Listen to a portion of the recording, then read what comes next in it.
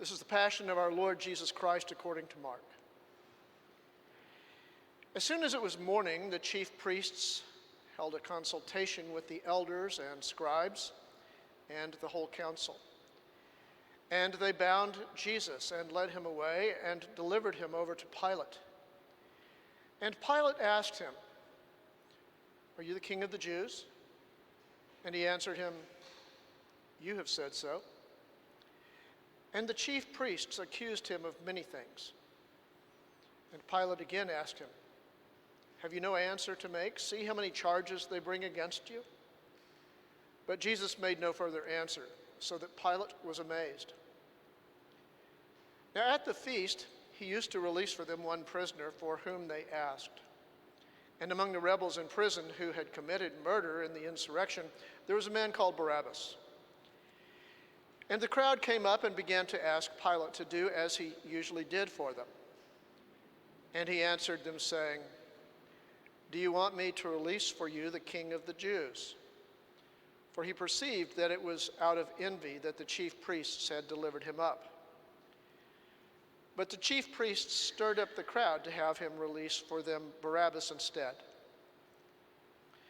And Pilate again said to them, "Then what shall I do with the man you call king of the Jews?"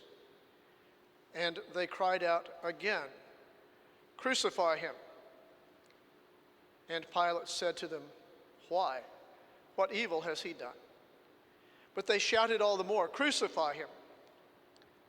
So Pilate, wishing to satisfy the crowd, released for them Barabbas.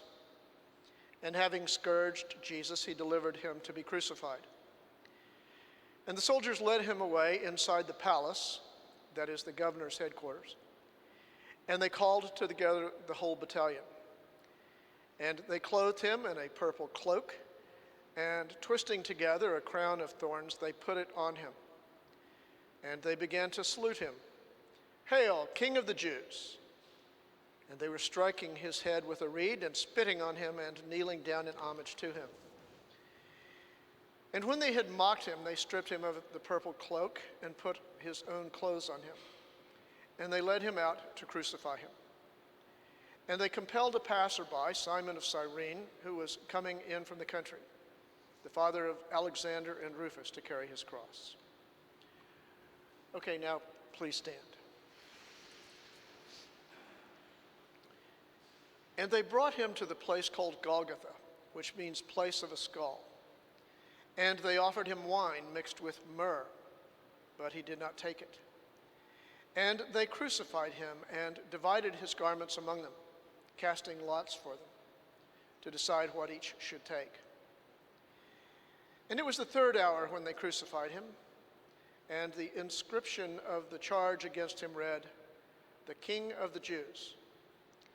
And with him they crucified two robbers, one on his right and one on his left. And those who passed by derided him, wagging their heads and saying, "Aha! You who would destroy the temple and rebuild it in 3 days, save yourself and come on down from the cross." So also the chief priests with the scribes mocked him to one another, saying, "He saved others, he cannot save himself. Let the Christ, the King of Israel, come down now from the cross, that we may see and believe." Those who were crucified with him also reviled him.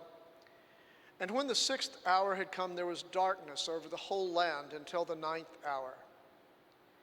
And at the 9th hour, Jesus cried with a loud voice, "Eloi, Eloi, lama sabachthani," which means, my God, why have you forsaken me?"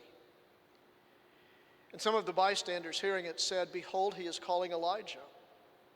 And someone ran and filled a sponge with sour wine, put it on a reed and gave it to him to drink, saying, "Wait, let us see whether Elijah will come to take him down."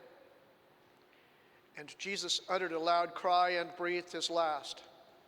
And the curtain of the temple was torn in two from top to bottom. And when the centurion who stood facing him saw that in this way he breathed his last, he said, "Truly, this man was the Son of God."